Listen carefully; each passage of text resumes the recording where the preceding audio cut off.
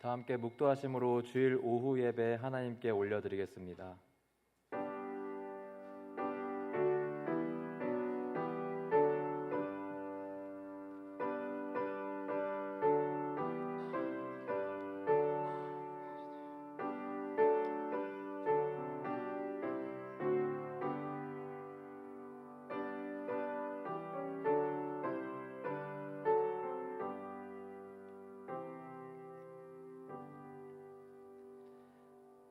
사랑과 은혜가 풍성하신 하나님 아버지, 이 복된 주일 오후에도 우리를 예배의 자리로 불러주시고 주님의 임재 앞에 서게 하심에 감사드립니다.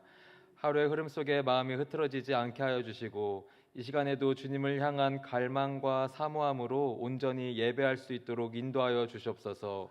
오후에도 주님의 은혜를 붙들고 살아가기를 소망합니다. 성령님, 우리의 마음을 새롭게 하여 주시고 예배를 통해 하나님의 뜻을 듣게 하시며 순종으로 나아갈 수 있는 힘을 주시옵소서. 이 예배가 우리 삶의 방향을 바로잡는 은혜의 시간이 되게 하여 주시고 주님만을 높이며 나아갈 수 있도록 우리의 모든 삶을 인도하여 주옵소서. 예수님의 이름으로 기도합니다. 아멘. 찬송가 191장 찬양 드리겠습니다.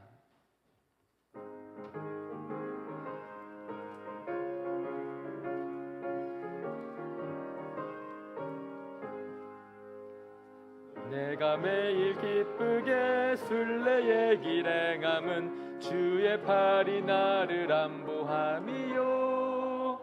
내가 주의 큰 복을 받는 참된 비결은 주의 영이 함께함이라.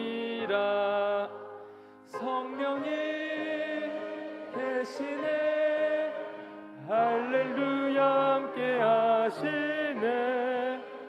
좁은 길을 걸으며 밤낮 기뻐하는 것 주의 영이 함께함이라.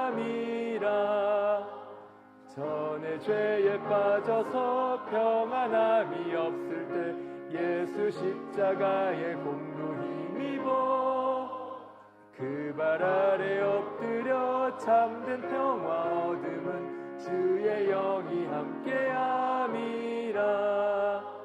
성령이 계시네, 할렐루야 함께하시네.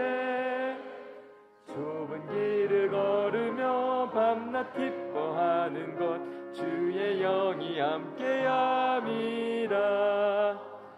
나와 동행하시고 모든 염려하시니 나는 숲의 새와 같이 기쁘다. 내가 기쁜 마음으로 주의 뜻을 행함은 주의 영이 함께함이라. 성령이 계시네, 할렐루야 함께하시네. 좁은 길을 걸으며 밤낮 기뻐하는 것 주의 영이 함께함이라. 세상 모든 욕망과 나의 모든 정욕은 십자가에 이미 못을 박았네. 어두운 밤이 지나고 무거운 짐 벗으니 주의 영이 함께함이라. 성령이 계시네, 할렐루야 함께하시네. 좁은 길을 걸으며 밤낮 기뻐하는 것 주의 영이 함께함이라. 아멘. 박병규 집사님 기도 인도하시겠습니다. 하나님, 한 주를 돌아보며 회개하고 또 감사합니다. 하나님을 아버지라 부를 수 있도록 허락해 주셔서 감사합니다. 하나님을 찬양하고 예배할 수 있도록 허락해 주셔서 감사합니다. 하나님은 오직 단 하나의 기쁨입니다. 우리의 인생의 끝은 죽음이 아니라 영원한 생명이고 영생을 위한 선과 악의 치열한 영적 싸움임을 깨닫습니다. 이 경주에서 승리하기 위해 하나님을 붙듭니다. 성도들을 위해 기도합니다. 우리의 직장과 가정이 사역지입니다. 우리의 삶이 복음의 증명입니다. 그러니 각자 짊어진 어려운 문제로 낙심하지 않고 가장 힘들 때, 어려울 때에 하나님을 더욱 선명하고 분명하게 볼 수 있는 기회와 발판으로 이겨낼 수 있도록 우리의 영육을 강하고 건강하게 붙들어 주십시오. 주님께서 이 문제를 나의 시선보다 더 정확한 시선으로 보고 계십니다. 우리에게 지혜를 허락하여 주시길 기도합니다. 올바른 길을 가려고 노력하지만 세상의 소음에 휘둘리고 잘못된 길로 가기도 하는 연약한 죄인입니다. 우리를 이끌어 주십시오. 또한 성도들 간의 견인이 주님의 큰 은혜와 성령님 이끄심 안에서 풍성하길 기도합니다. 다음 세대를 위해 기도합니다. 수련회가 그냥 수련회로 끝나지 않길 기도합니다. 우리 자녀 세대, 청년 세대들이 주님을 기쁜 마음으로 자랑할 수 있도록 마음의 복을 다시 새겨주시고 앞으로 살아가는 동안에도 지금 있는 그곳에서 말씀을 전도하고 선포하고 증명하는 주님의 자녀가 되길 기도합니다. 내가 주인이 되어 뭔가 해내려고 하는 것이 아니라 내 안에 주님을 사랑하는 마음이 너무 커서 할 수 있고 안 할 수 있고 참아볼 수 있고 해볼 엄두도 안 나던 일들을 해볼 수 있는 주님의 자녀로 살아가는 은혜를 주시길 기도합니다. 그리고 가까이서 지도하는 우리 부모 세대가 믿음의 길을 행동으로 증명하여 우리 아이들에게 복음을 증명할 수 있도록 하나님의 마음과 사랑을 부어주십시오. 부모 세대, 자녀 세대, 청년 세대 모두가 한 마음으로 십자가의 길을 걸어갑니다. 우리 모두를 한 마음으로 주님의 길로 이끌어 주시길 기도합니다. 교회를 위해 기도합니다. 세상과 타협치 않으며 신실하신 주님의 행적을 쫓아가는 교회가 되길 함께 기도합니다. 첫사랑이신 주님을 잃지 않는 교회가 되길 기도합니다. 세상과 주님을 저울질하지 않고 마땅히 보이고 행해야 할 신앙을 지키는 정직한 교회가 되어 속한 공동체의 성도들을 살리고 지역을 살리고 하나님의 나라를 지키는 교회가 되길 기도합니다. 하나님, 통치하시는 대한민국을 위해 기도합니다. 이 나라는 하나님의 은혜 없이는 설명이 되지 않는 나라입니다. 복음에 살아있는 증거입니다. 하나님께서 이 나라를 성장시키셨고 키우셨음을 믿습니다. 하나님, 이 나라가 주님의 뜻 안에서 결속되고 다시 세워지길 기도합니다. 사람의 길은 사람에게 있지 않습니다. 아버지 하나님께 있습니다. 영원하신 하나님의 말씀을 경외합니다. 악인도 선인도 쓰시고자 하면 들어 쓰시는 하나님, 내 눈엔 안 좋아 보이는 상황도 선한 길로 바꿔주시는 우리 하나님, 이 나라에 주님이 쓰시는 역사와 주님이 나타내시는 은혜를 기대합니다. 오늘 하나님의 말씀을 전할 박성훈 목사를 위해 기도합니다. 그와 그 가정이 하나님의 사랑을 듬뿍 받으며 세워지길 기도합니다. 하나님의 은혜가 그 위에 있기를 기도합니다. 성령님의 이끄심대로 진리의 말씀을 선포하길 기도합니다. 그리고 그를 통하여 선포되는 살아있는 말씀을 통해 보지 못하는 것을 보게 하시고 듣지 못하는 것을 듣기에 은혜를 부어주시길 기도합니다. 하나님, 듣는 성도들이 깨어지고 다시 지음받길 기도합니다. 내 안에 나는 죽고 예수가 사는 삶을 살며 빛을 등지는 것이 아니라 빛으로 나아가기 위해 애쓰고 노력하는 한 주가 되길 예수 그리스도의 이름으로 아버지 선포하며 감사함으로 기도합니다. 아멘. 아멘.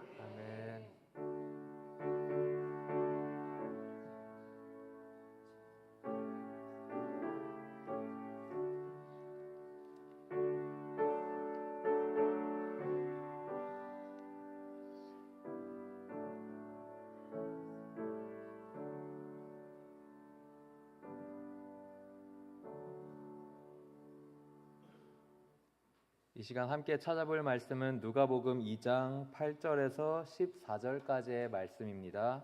신약 성경 89쪽에 위치하고 있습니다. 함께 찾아볼 말씀은 누가복음 2장 8절부터 14절까지의 말씀입니다.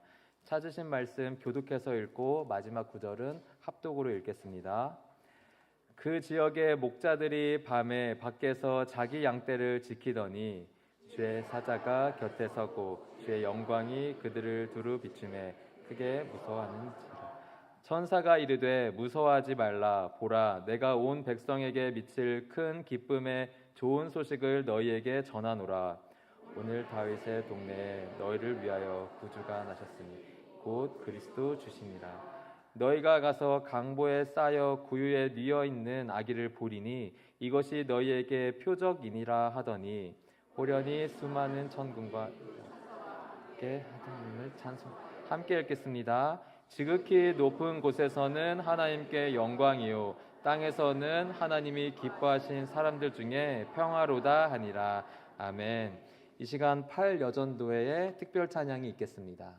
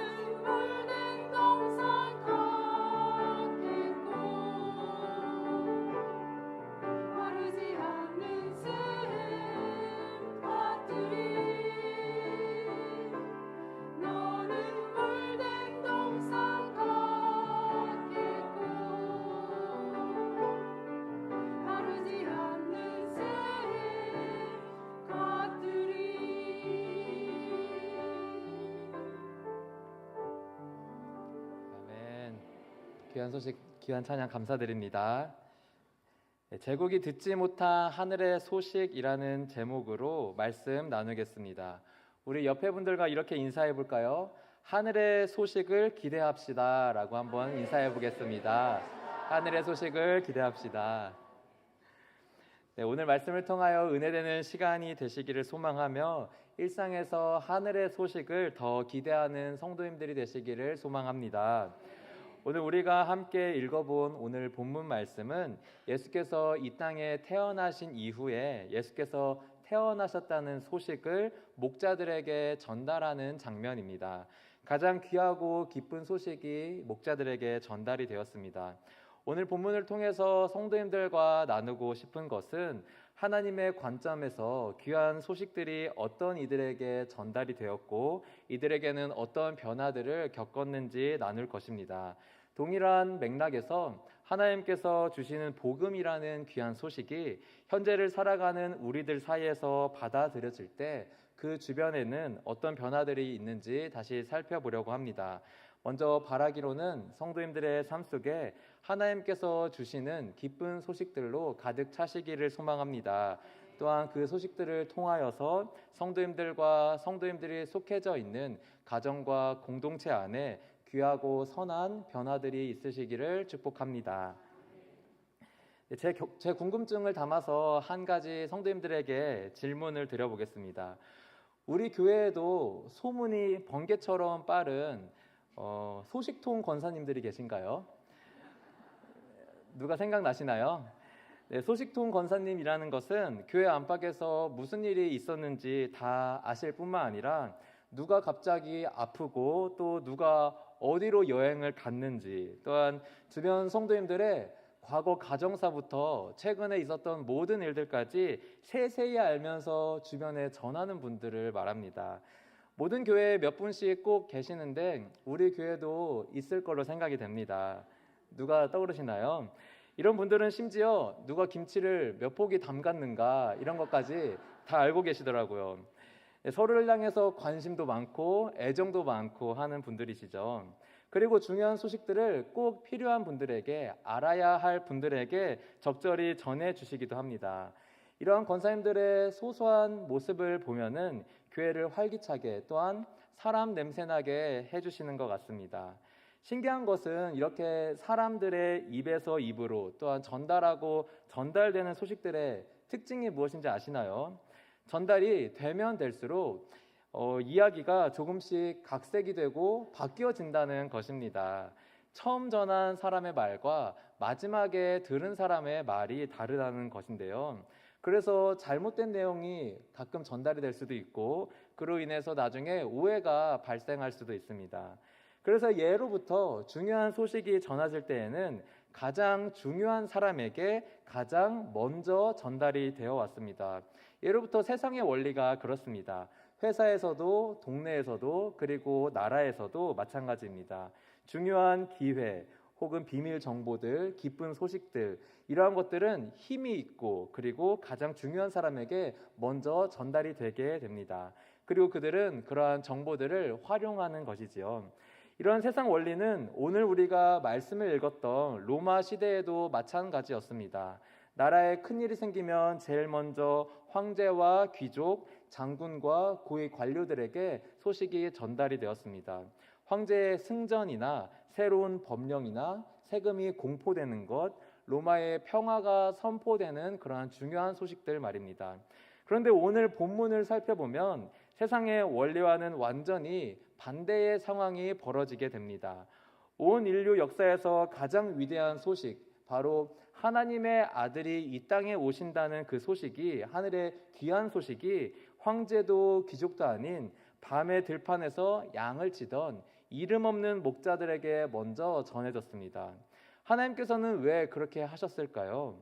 왜 인류 역사상 가장 중요한 소식을 황제나 귀족이 아니라 밤에 양을 치던 이름이 없는 이러한 목자들에게 먼저 전달이 되었을까요?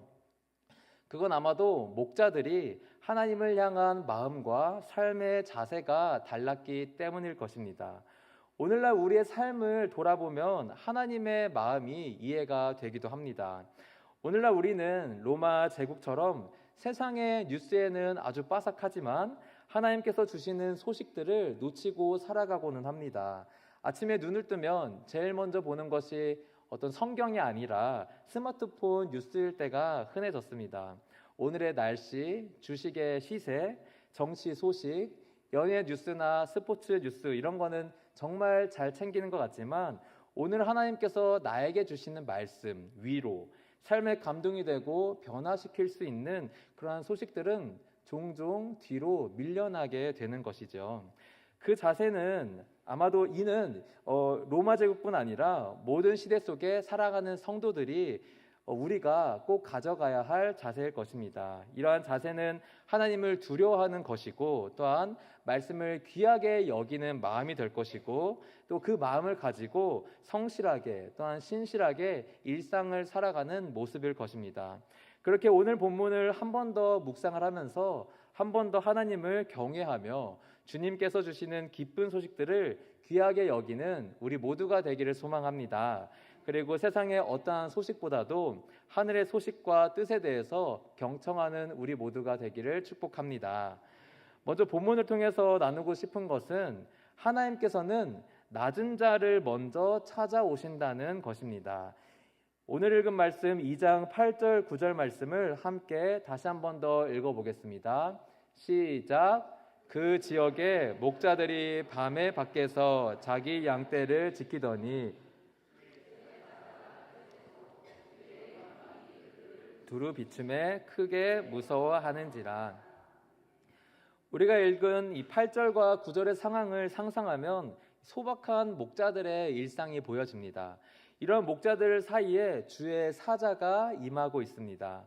주의 영광이 임하는 장소는 번쩍이는 궁전이나 웅장한 예루살렘 성전이 아니라 고요한 밤의 들판이었습니다. 달빛 아래에서 몇 명의 목자들이 양떼를 지키고 있었고 그 당시에 이 목자들은 사회에서 주목받고 있지 못한 사람들이었습니다. 아무도 주목하지 않는 변두리 사람들이었습니다. 반대로 로마 제국의 질서를 생각해 보면 목자들과 대조를 이루고 있습니다. 제국에서 중요한 소식은 말씀드렸듯이 반드시 황제와 귀족 혹은 장군이나 고위 관료들에게 먼저 전달이 되었습니다. 황제의 생일이나 전쟁의 승리, 새로운 법령과 세금과 같은 소식들은 로마의 중심부부터 시작해서 멀리 퍼져나갔습니다. 세상의 원리는 언제나 같았습니다. 중요한 소식은 언제나 가장 먼저 중요한 사람에게 전달되는 것이었습니다. 그러나 하나님께서 생각하시는 중요한 사람과 하나님께서 일하시는 방식은 세상과 완전히 달랐습니다.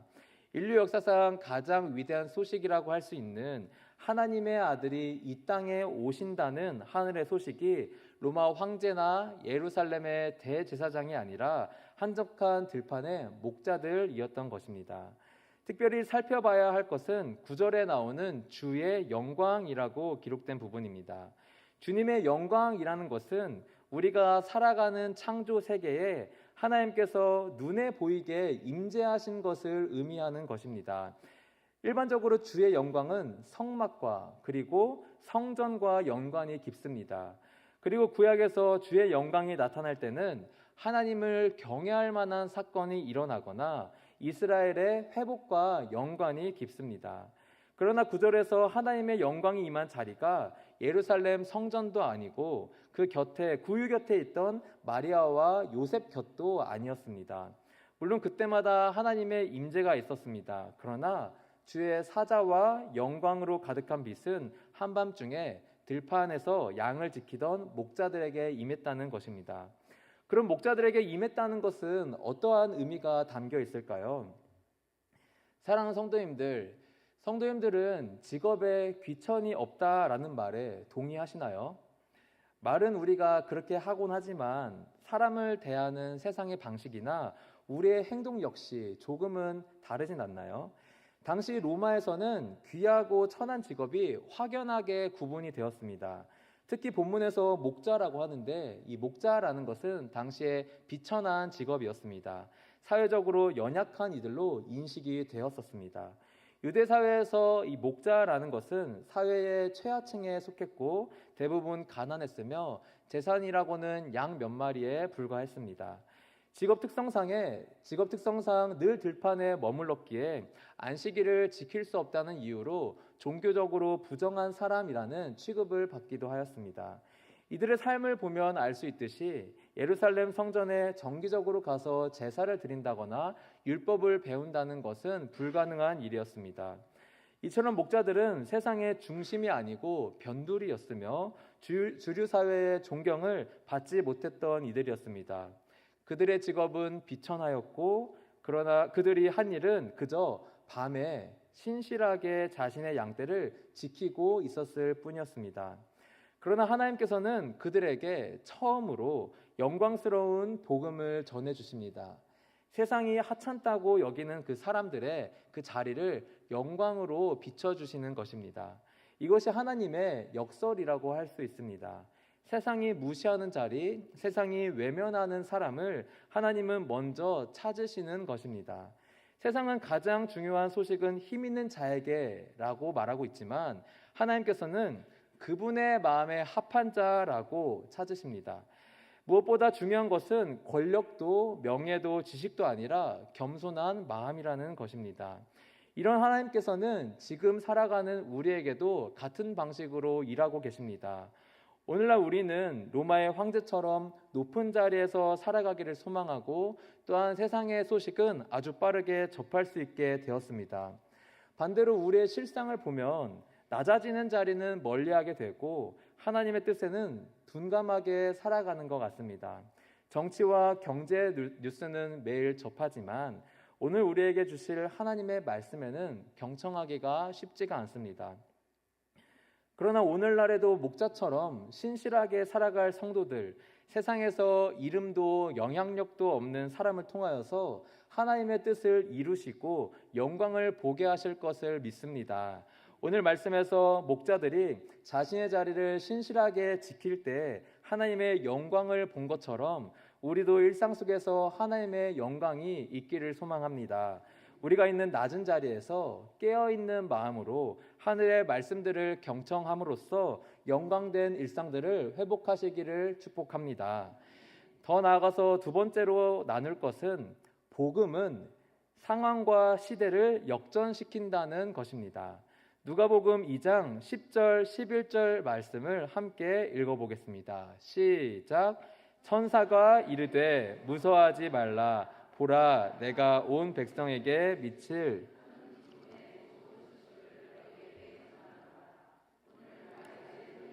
너희를 위하여 곧 그리스도 주시니라.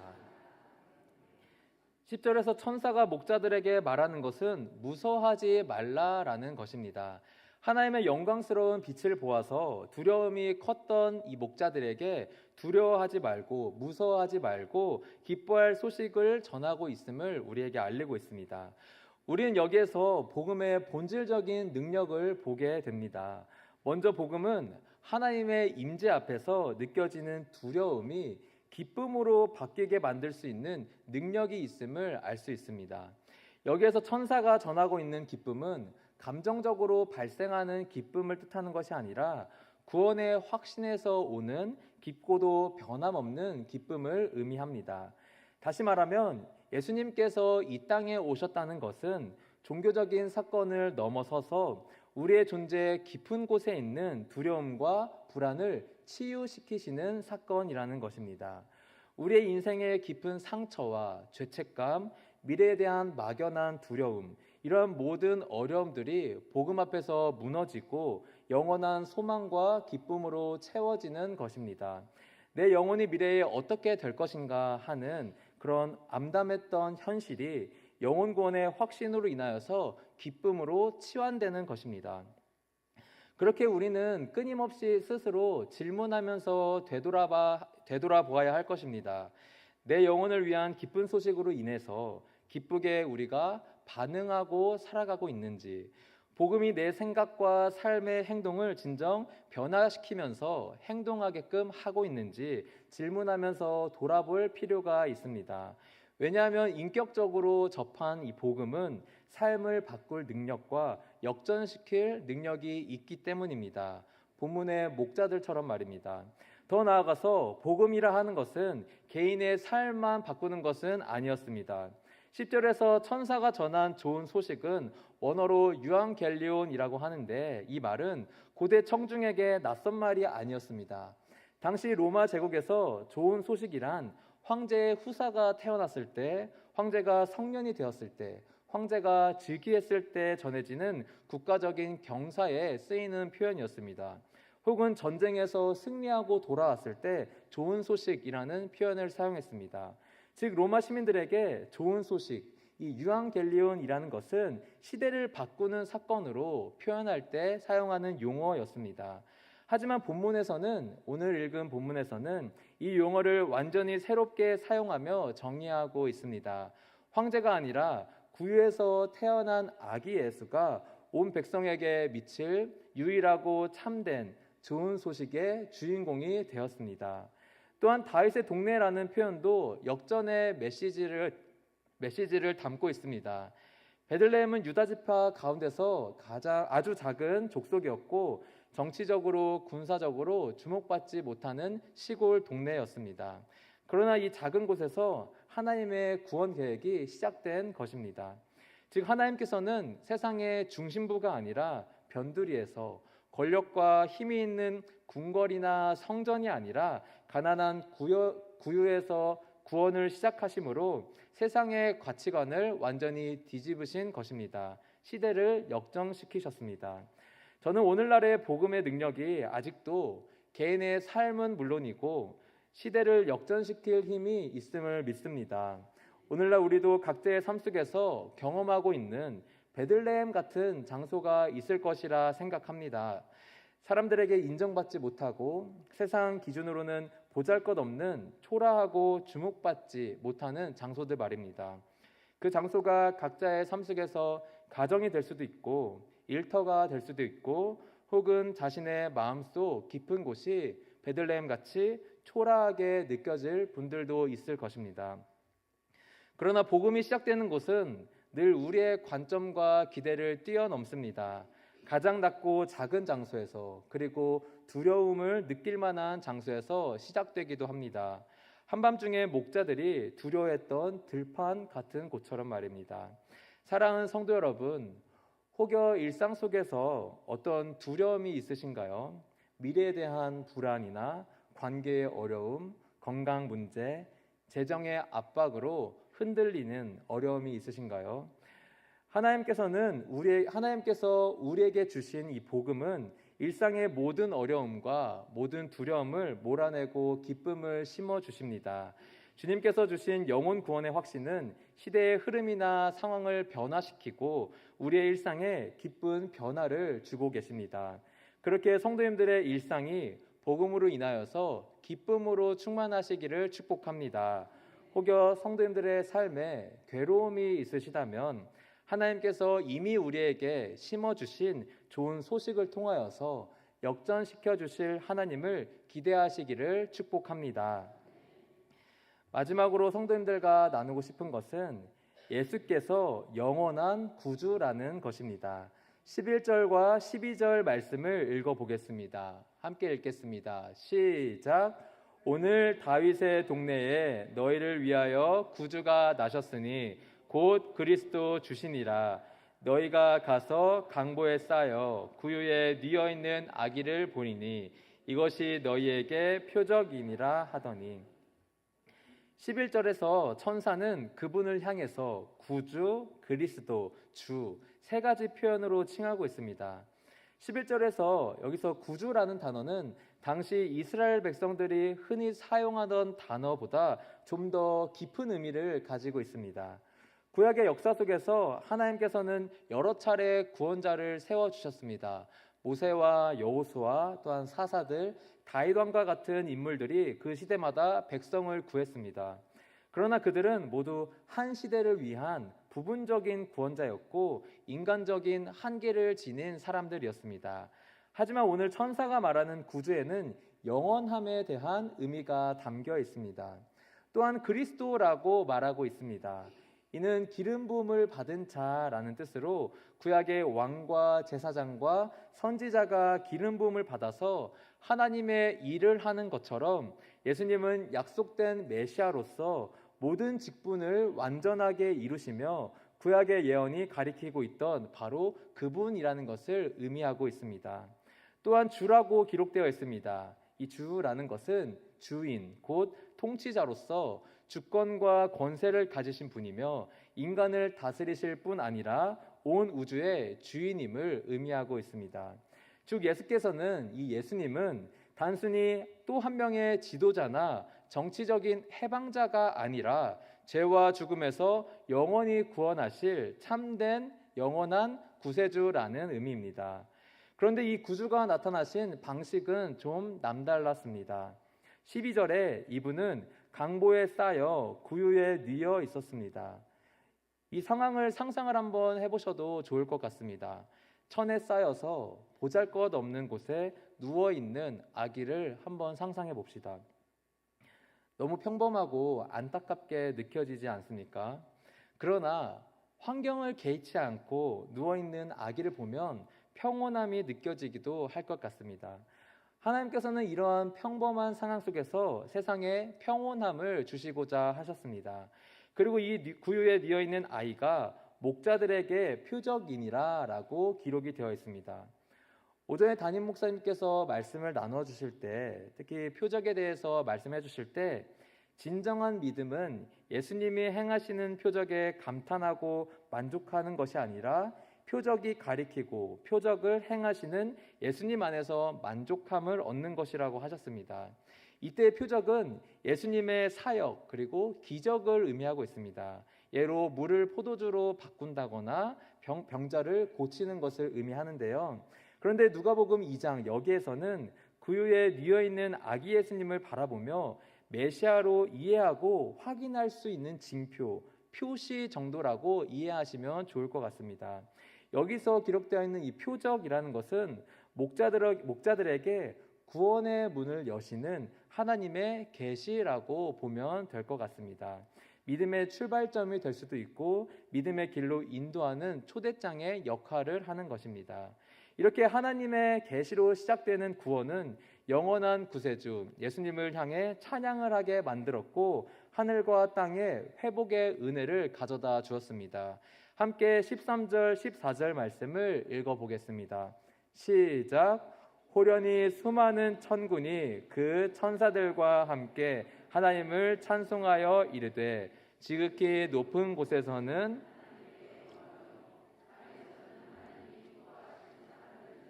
평화롭다 하니라. 아멘. 이 찬송을 보면 당시 로마 제국의 선전분고와 강한 대조를 이루고 있습니다. 역사 기록에 의하면 한 비문에서 로마인들은 모든 사람의 구세주들이라고 칭송을 받았습니다. 로마의 황제는 더 많은 칭송을 받았습니다.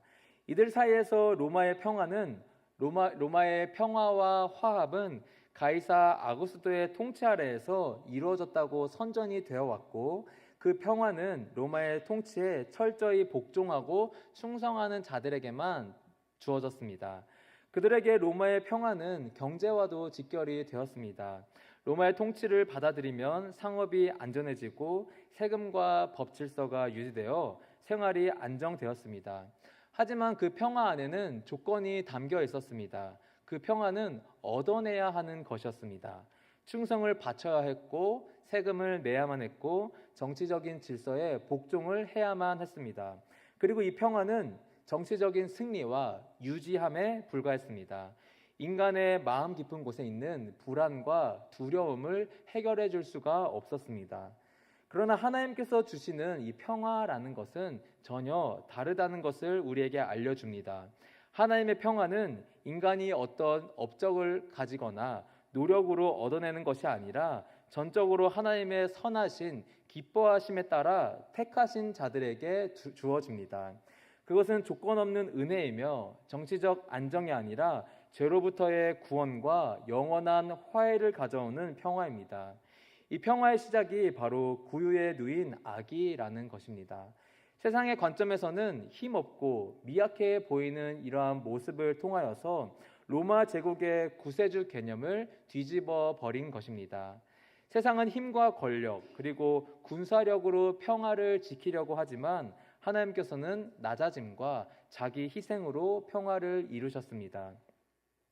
사랑하는 성도 여러분, 오늘날을 살아가는 우리는 어떠한 평화를 추구하고 있습니까? 세상이 주는 조건부 평화는 아닐까요? 아니면 하나님이 주시는 은혜의 평화입니까? 양쪽 모두 추구해야 할 중요한 것들이지만 우리는 종종 삶의 안정, 재정의 안정, 건강의 안정이 평화의 전부라고 생각하기도 하는 것 같습니다. 그러나 참된 평화는 주 예수 그리스도께만 있음을 믿으시기를 축복합니다. 그러므로 구유에 누인 아기의 모습으로 우리의 주인이 되시며 우리의 영원한 주님 되시는 분을 통하여서 평화를 누리시기를 축복합니다. 이제 말씀을 정리하겠습니다.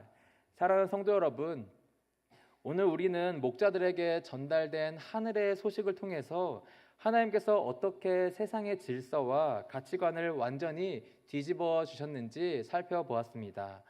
하나님께서는 변두리의 목자들에게 가장 먼저 자신의 영광과 복음을 전하심으로써 세상의 지위나 위치가 하나님 앞에 어떠한 의미도 없음을 알려주셨고 주님 앞에 겸손하고 신실한 모습이 중요함을 우리에게 알려주셨습니다.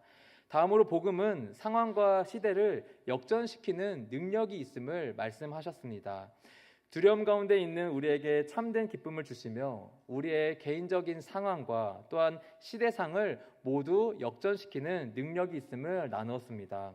마지막으로 예수께서는 진정한 구주이시며 세상이 기대했던 모습과는 달리 강보에 쌓인 연약한 아기로 오셔서 진정한 평화의 표적이 되셨습니다.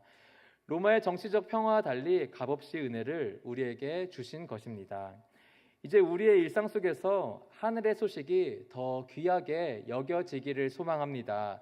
세상의 가치와 두려움 속에 우리가 갇히지 않고 하나님이 주시는 기쁨과 평화 안에서 참된 소식을 듣고 믿음으로 살아가시기를 축복합니다. 또한 하늘의 소식으로 기쁨이 충만하게 되시기를 소망하고 하나님께 영광 돌리고 땅에서 평화를 이루어가는 성도님들이 되시기를 마음 다하여 축복합니다. 기도하겠습니다. 사랑과 은혜가 풍성하신 하나님 아버지, 오늘 우리에게 세상은 듣지 못하는 하늘의 소식을 먼저 들려주시니 감사드립니다. 오늘 들은 말씀처럼 권력과 명예가 아니라 낮고 연약한 자들에게 먼저 임하신 하나님의 영광을 기억할 수 있도록 하여 주옵소서. 하나님께서 주신 그 복음이 우리의 마음 깊은 곳에 진정한 기쁨과 평화로 자리 잡게 하여 주시고 두려움과 걱정으로 가득한 이 세상 가운데서도 주님의 음성에 경청하고 순종하는 믿음의 삶을 허락하여 주옵소서. 삶의 어려운 상황 속에서 복음의 능력을 의지하기를 소망합니다. 우리의 삶과 시대를 역전시키시는 능력을 삶 속에서 경험하며 은혜를 고백하는 귀한 삶을 허락하여 주시옵소서. 우리에게 영원한 구주이시며 주 되시는 예수님을 늘 붙들고 살아가게 하시고 하나님께 영광 돌리며 이 땅에서는 서로 사랑하며 평화를 이루어가는 우리 모두가 되도록 인도하여 주시옵소서. 예수님의 이름으로 기도합니다. 아멘. 다 함께 찬송가 210장 찬양 드리겠습니다.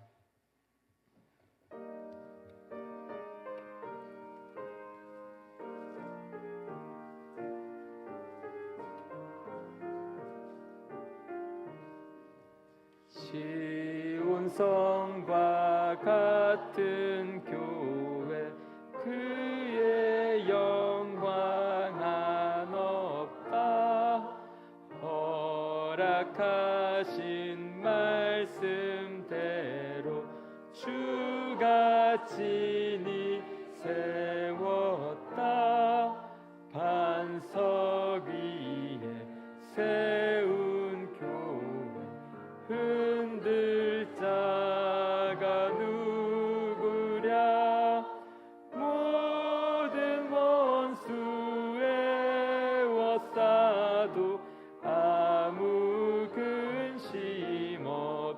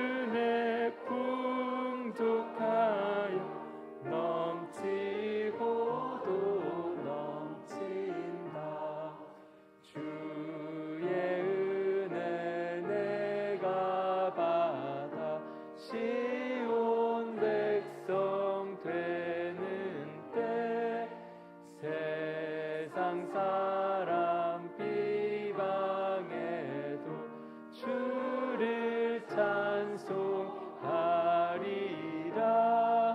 세상 얻된 모든 영광 하지만 개 같은 나 주의 자녀 받을 복은 영원 무궁하도다.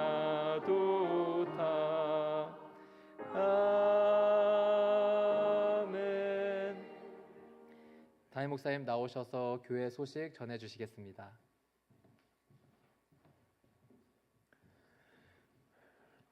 오늘까지 유년부 성경학교가 진행되고 있고요. 여러분 계속해서 많은 기도 부탁드리겠습니다. 그리고 돌아오는 14일부터 16일까지 2박 3일 동안 청년부 수련회가 준비되고 있으니 그 시간을 통해서 많은 은혜 있도록 함께 기도해 주시면 감사하겠습니다. 그 외의 광고사항들은 주보를 참고하시면 감사하겠습니다. 설교 퀴즈 함께 하도록 하겠습니다.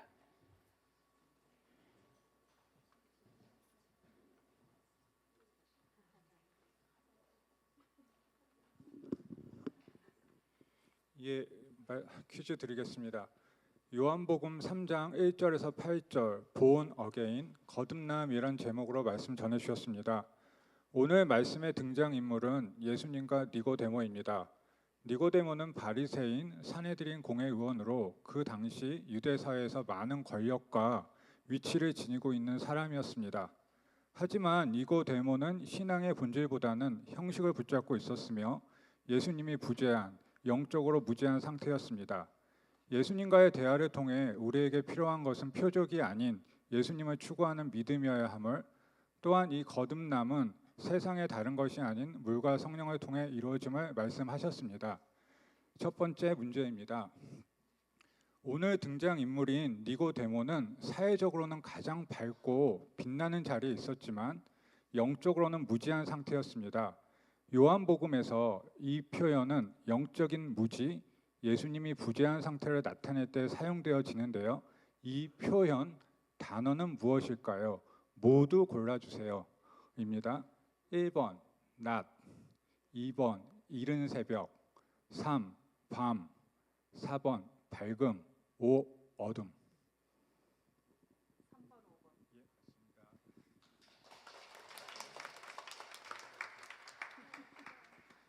예, 맞습니다. 예, 맞히셨습니다. 두 번째 문제입니다. 니고데모에게 거듭남은 물과 성령을 통해 이루어짐을 말씀하시면서 거듭남의 방법으로 구약의 말씀을 비유로 설명하셨습니다. 이 구약 말씀은 에스겔 36장 25절에서 27절까지의 말씀입니다. 맑은 물을 통해 죄와 더러움을 깨끗하게 씻어주시고 다시 태어나게, 그리고 땡땡을 제거하고 땡땡을 주시겠다 약속하십니다. 이 땡땡끼리 잘 연결된 것은 무엇인가요가 질문입니다. 1번 굳은 마음을 제거하고 듣는 마음을 주시겠다. 비슷해 보입니다. 2번 부드러운 마음을 제거하고 강한 마음을 주시겠다. 이것도 비슷해 보입니다. 3번 상한 마음을 제거하고 부드러운 마음을 주시겠다. 4번 굳은 마음을 제거하고 부드러운 마음을 주시겠다. 예. 동시에 말씀하셔서 예. 예.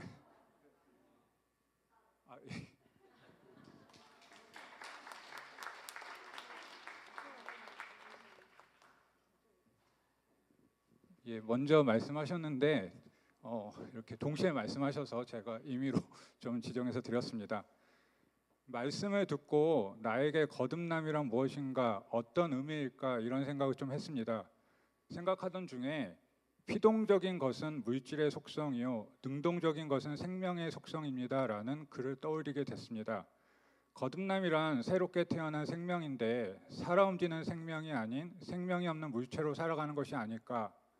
거룩한 열정의 삶에도 거듭남의 열매가 맺히는 삶에도 필요한 삶의 태도는 능동적이고 적극적이어야 하지 않을까라는 생각을 했습니다. 이번 한 주도 거듭남이 과거의 사건을 넘어 굳은 마음이 부드러운 심령으로 변하는 거듭남의 열매가 풍성한 능동적인 신앙생활이기 기도합니다. 감사합니다. 네.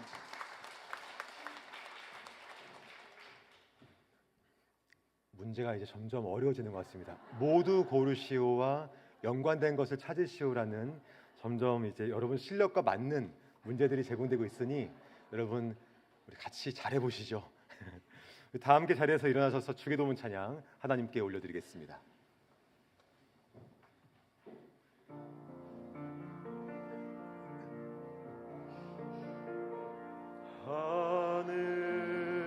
하늘에 계신 아버지 이름 거룩하사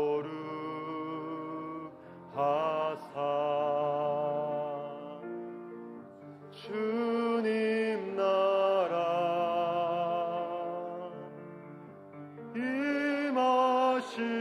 임하시고 뜻이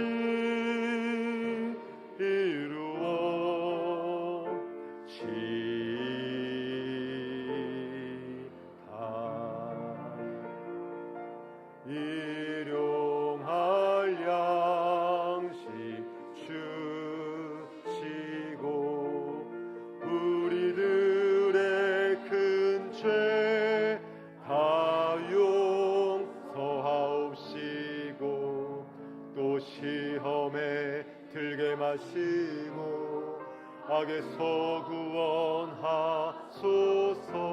내게 주의 나라 주의 권세 주의 영광 영원히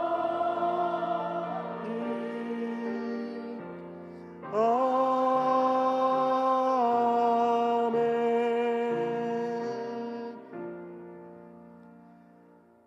우리 주 예수 그리스도의 은혜와 아버지 하나님의 놀라우신 사랑하심과 성령 하나님의 함께하시고 교통하시고 충만하게 하심의 역사가 하늘의 소식 그 아름다운 복음을 마음속에 간직하며 그 복음을 따라 살아가고 복음대로 행동하기를 다짐하고 나아가는 이 자리에 고개 숙인 모든 제 백성들 머리 위에와 또한 그들의 가정과 자녀들과 생업의 현장과 한 주간 살아갈 우리 모든 일상의 시간들 위에 영원토록 함께 있을지어다. 아멘.